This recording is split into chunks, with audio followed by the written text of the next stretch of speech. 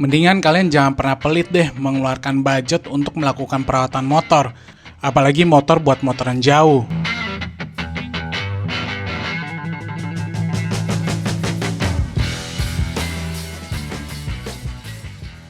Beberapa hari lalu gue melakukan perjalanan dari Jakarta ke Dieng. Total perjalanan sekitar 1.100 km. Buat yang belum tahu atau yang belum nonton, kalian bisa nonton di playlist yang ada di kanan atas ya. Biar kalian ngerti maksud obrolan gue kali ini ke kalian. Perjalanan ini sebenarnya selain gue kangen dengan Dieng yang pernah gue datengin tahun lalu, juga dalam rangka mengecek kekuatan terbaru si Mokmok yang sudah bore up 300cc menggunakan bore up kit TDR di Aceh waktu kita perjalanan ke Sabang lalu.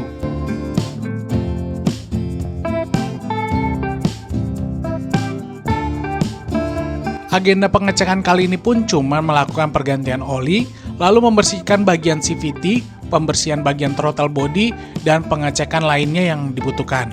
Kalau di TDR sendiri biasanya gue ambil paket service regular ya. Sewaktu mesin masih standar pun maintenance kayak gini sama aja gue lakukan. Jadi sebenarnya tidak ada perbedaan sebelum ataupun sesudah bore up loh teman-teman. Simpel kan perawatannya? Simpel banget sebenarnya, karena sama persis dengan mesin standar. Paling menurut info dari Mas Wahyu, mekanik TDR, kita butuh memberikan oli yang lebih baik aja secara kualitas. Biasanya oli seperti ini setara dengan harganya.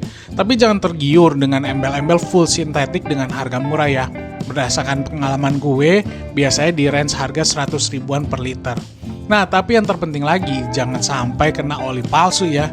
Ini mau mesin standar ataupun bore up, bisa rungkat mesin gara-gara oli palsu.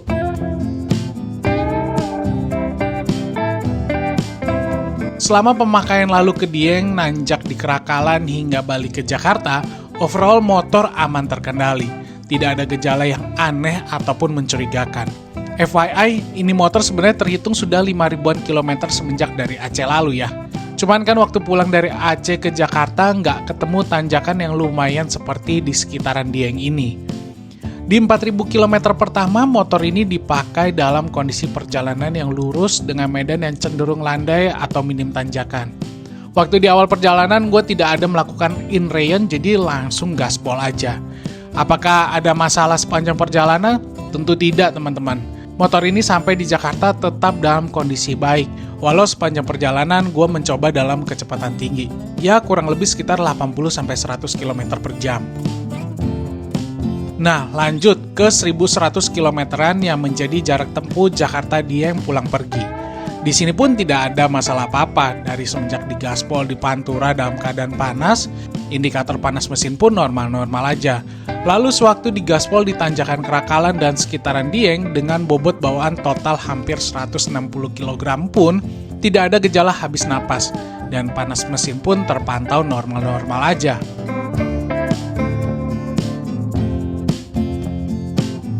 Oh iya, di hari ini pun gue juga melakukan beberapa treatment di luar paketan servis reguler ya, yaitu porting, karena ini belum dilakukan sewaktu bore up lalu. Nah, porting sendiri merupakan proses modifikasi pada saluran masuk atau intake dan saluran buang atau exhaust pada kepala silinder mesin motor. Tujuannya untuk meningkatkan aliran udara dan bahan bakar, sehingga mesin bisa bekerja lebih efisien dan menghasilkan tenaga yang lebih besar. Jadi dalam porting, kita menghaluskan atau memperlebar jalur udara dan bahan bakar, agar nggak ada hambatan. Ini bisa diibaratkan seperti jalan raya yang diperlebar agar kendaraan bisa melaju lebih lancar dan cepat. Ketika kita memperlebar dan menghaluskan saluran udara, jumlah udara dan bahan bakar yang masuk ke ruang bakar bisa lebih banyak. Dengan aliran yang lebih lancar, pembakaran jadi lebih optimal, dan hasilnya mesin bisa menghasilkan tenaga yang lebih besar. Bayangkan aja, jika ada banyak hambatan di jalur udara, maka udara dan bahan bakar tidak bisa masuk dengan lancar ke dalam ruang bakar. Ini akan membuat mesin bekerja kurang maksimal, dan tenaga yang dihasilkan pun lebih kecil. Nah, itulah mengapa porting bisa sangat membantu dalam meningkatkan performa mesin. Selain tadi kita melakukan porting, gue juga sekalian melakukan skir clap. Ya, sebenarnya ini bukan sesuatu yang wajib dilakukan saat ini. Cuman karena lagi bongkar-bongkar mesin, gua pikir ada baiknya sekalian saja dilakukan biar nggak 2 kali kerja. Skir clap sendiri merupakan proses penghalusan antara dudukan klep dengan klepnya itu sendiri, agar bisa menutup dengan rapat. Kalau dudukan klep atau klepnya nggak rata, klep tidak bisa menutup rapat. Ini bisa menyebabkan kebocoran yang berakibat tenaga mesin berkurang. Bahkan motor jadi boros bahan bakar. Dan yang terakhir gue lakukan adalah setting shim. Karena waktu Mas Wahyu cek, kerapatannya ada yang kurang pas nih. Ini kalau celahnya terlalu longgar atau terlalu sempit, bisa bikin motor jadi kasar bunyinya. Bahkan bisa mengurangi performa. Nah, dipikir-pikir hal kecil kayak gini cuman karena kurang rapat lah. Ternyata punya efek negatif yang banyak. Makanya gua tuh kalau beli motor selalu benar-benar memperhitungkan biaya perawatannya juga.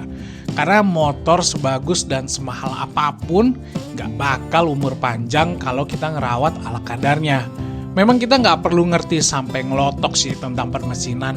Maka dari itu biasakan cari bengkel dan mekanik yang memang terpercaya buat kalian. Supaya motor bisa dipantau dan dirawat dengan baik. Oke, kita kembali lagi bersama Mas Wahyu nih yang megang Mok-Mok udah hampir 6 bulan ya. Iya.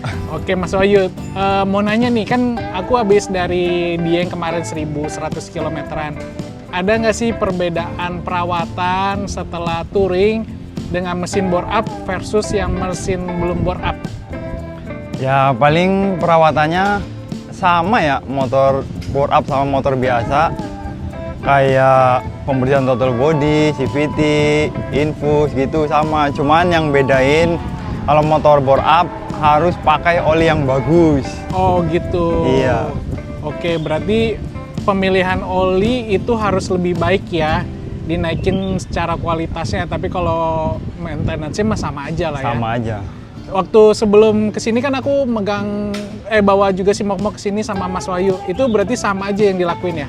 Sama aja. Oke. Nah tadi Mas Wahyu tadi pas lagi meriksa apa aja nih yang dilakuin?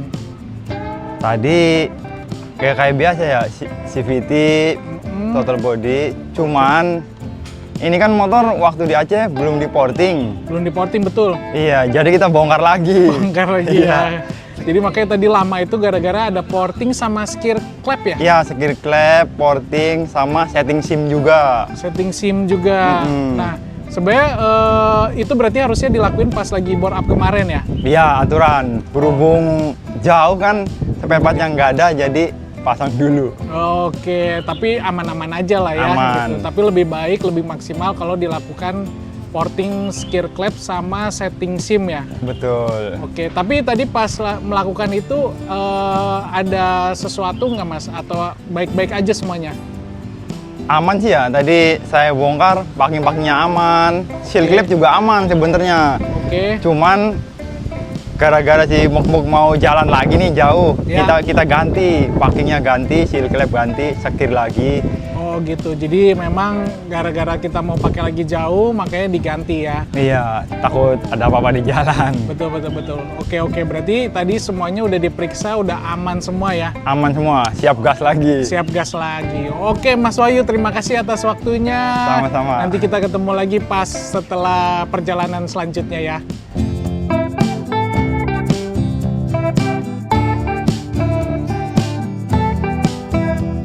Akhirnya kita sampai di ujung cerita edisi Mok-Mok 300cc. Di awal perjalanan, gue sudah menginformasikan pengecekan dan perawatan mesin bore up sebelum perjalanan. Lalu ada 3 episode yang membawa Mok-Mok edisi 300cc ini menanjak di Kerakalan, main-main di sekitaran Dieng, hingga dipacu pulang lagi ke Jakarta. Semua perjalanan ini gue lakukan untuk melihat kesiapan Mok-Mok yang akan membuat gue lebih jauh dan lebih seru lagi untuk mencari cerita dari tempat-tempat luar biasa di Indonesia yang pastinya buat kalian semua. Akhir kata, jangan lupa bawa motor kalian jalan-jalan biar hidup kalian makin berwarna, teman-teman. Jadi kapan nih kalian motoran? Masa rebahan mulu? Habisnya setelah melakukan pemeriksaan di Dieng nih, sudah sampai di Jakarta segini teman-teman. Ini sih sebenarnya yang nomor 3 doang yang servisnya, yang lain karena ada maintenance tambahan aja gitu. Itu totalnya 1.4, atau kalau servis doang 500 ribuan lah. Begitu.